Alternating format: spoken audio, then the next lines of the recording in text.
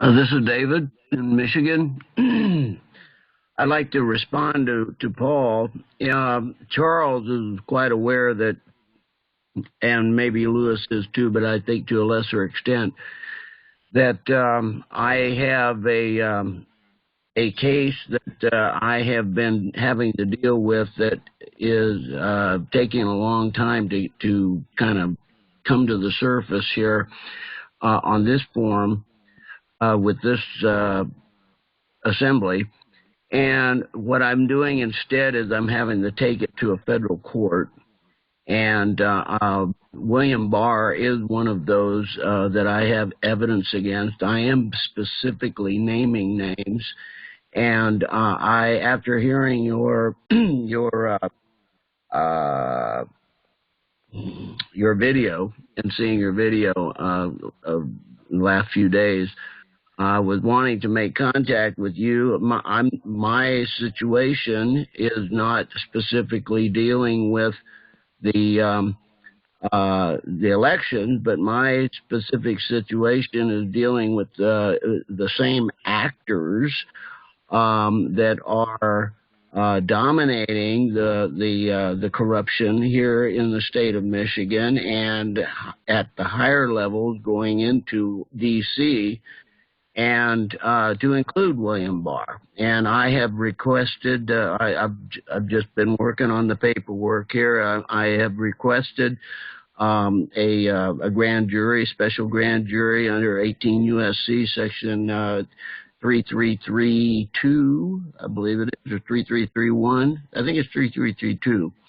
And that, I want access. I am disabled.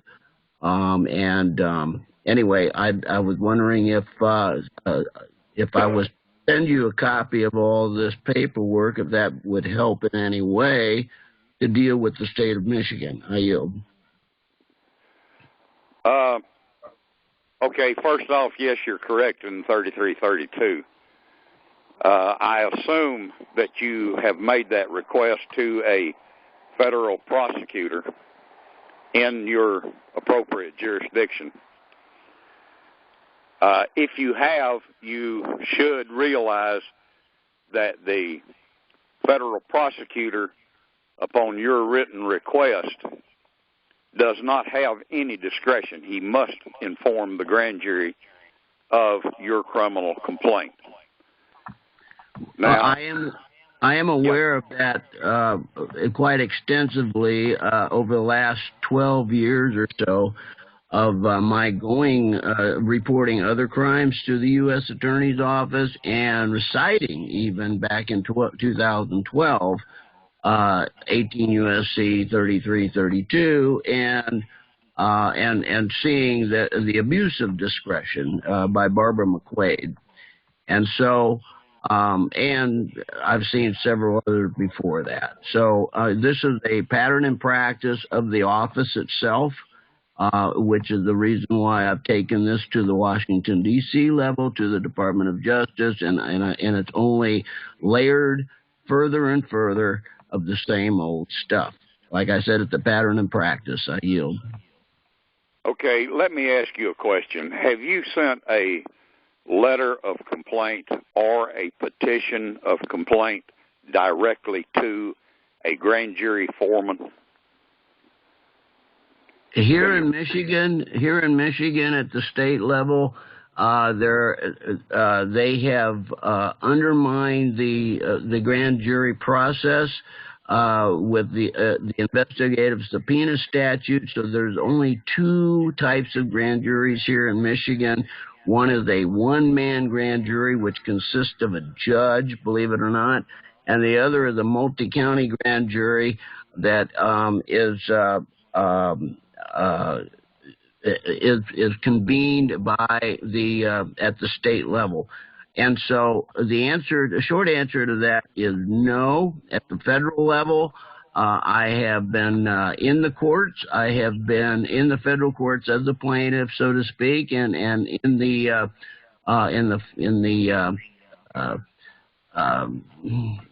face of the U.S. Attorney General and FBI and DOJ and all that stuff demanding access. And I have gotten from the Sixth Circuit Court of Appeals, as well as the state level of Michigan Court of Appeals, that citizens have, number one, no interest whatsoever, no legal interest in the prosecution or non-prosecution of another, and they have, number two, no right to access the grand jury. And okay. May I interrupt? First off, any court that uses that phrase, bear with me a moment.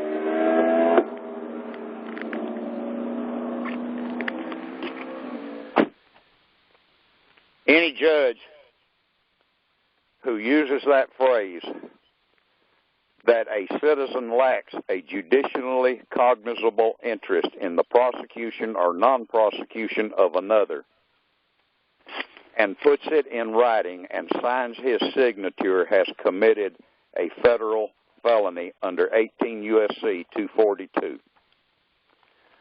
That comment has been possibly the most abused precedent, alleged precedent, ever by the courts in this nation and in my state. I don't know about your state, but in my state, it's an abuse. The reason for that is, number one, that comment came out of the case of Linda R.S. versus Richard D., which was a case that arose in Texas. And the question to which that comment applied was, does a citizen have a right to compel a state's prosecutor to criminally prosecute an individual? Every one of us can agree that no, a citizen cannot compel a prosecutor. And the reason they can't is because of a doctrine called prosecutorial discretion. So it is possible to assume that a prosecutor in any given case might find greater social value in exchanging information for a criminal prosecution with an informant. I mean, that just makes common sense. So consequently, that is the reason why that you cannot compel a district attorney to criminally prosecute a case. Well, if I may, getting more directly to what you said earlier about violation of 18 U.S.C. Section 242, 1041, whatever, is that that is the reason why I took my criminal allegations against the judge, as you just hinted about, to the U.S. Department of Justice and to the Supreme Court in presenting that type of bad behavior to the Supreme Court, and again, deaf ears, dead ends, malfeasance, additional criminal activity, proof of domestic terrorism, et cetera, insurrection, whatever you want to call it, it's the same result. And so it still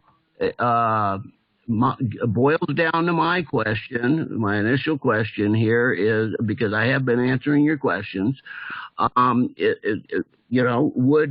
would my submission to your grand jury for the purposes of, that a sideline, basically, what you're saying, your focus is on the election 2020 and not on it appears anything else, but there's one little thread of evidence, two of them, one being the state of Michigan and the other being William Barr, who's no longer in office, that I have evidence against specifically. So Yes. I will again ask the question, would this submission be of any assistance to you, or if we were to use this forum of Charles's weekly conference here as a forum, I can put it on to next week's agenda. I yield. Actually, what you can do is look at our petition to the Atlanta grand jury, and you will see the words where we ask them to inquire into violations against this presidential election cycle, and then you will see the phrase, and other criminal matters. So here's what you can do. You can use that petition as a template and draw up your own complaint of other criminal matters, and you can list them if you want to. And then you can mail that directly to the United States grand jury clerk in a sealed envelope and address that envelope. Well, actually, what I'm going to ask you to do is this. Take your petition, put it in an envelope, manila envelope, seal it, address it on the front to the foreman, the United States District Court Grand Jury, Atlanta Division. Put that manila envelope in a little larger envelope and address it to the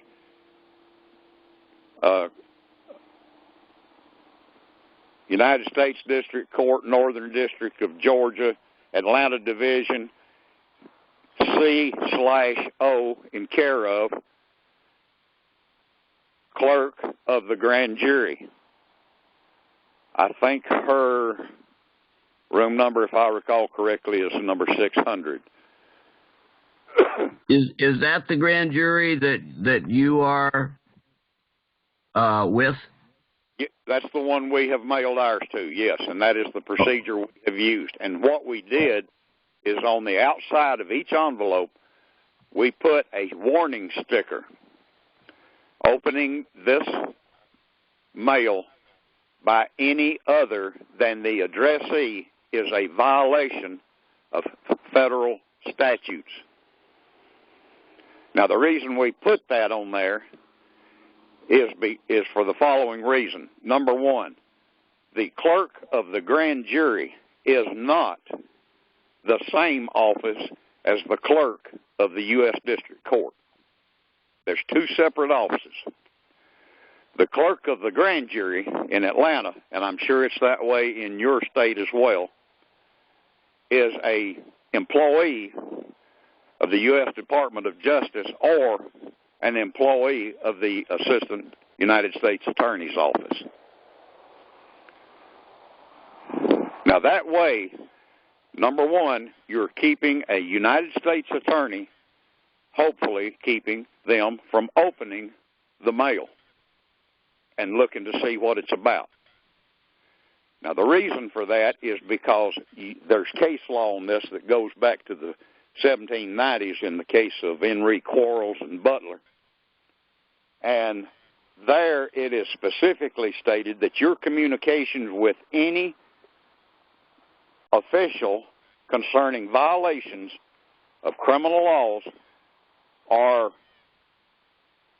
privileged communications. In other words, what they're saying is no other officer, be it federal judge, be it United States attorney, be it United States marshal, nobody has any business knowing what your specific business is with a grand jury. And let me say that again just in case somebody wants to make a note. It's Henry Quarles and Butler. So, because our petition carries a broader statement, i.e. other criminal complaints, then yours would be jurisdictionally proper before the Atlanta grand jury. Now, what might happen to yours is when they realize all of this is happening in Michigan, they may transfer your complaint directly to a federal grand jury in Michigan.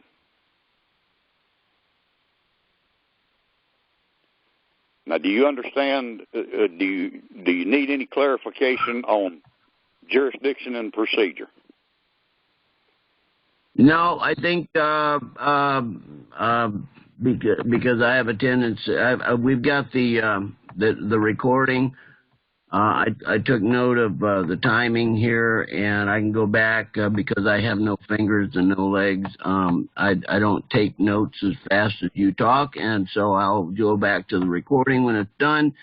And clearly there's no assistance there. There's no digital transmission that I can just present this right straight out of my computer.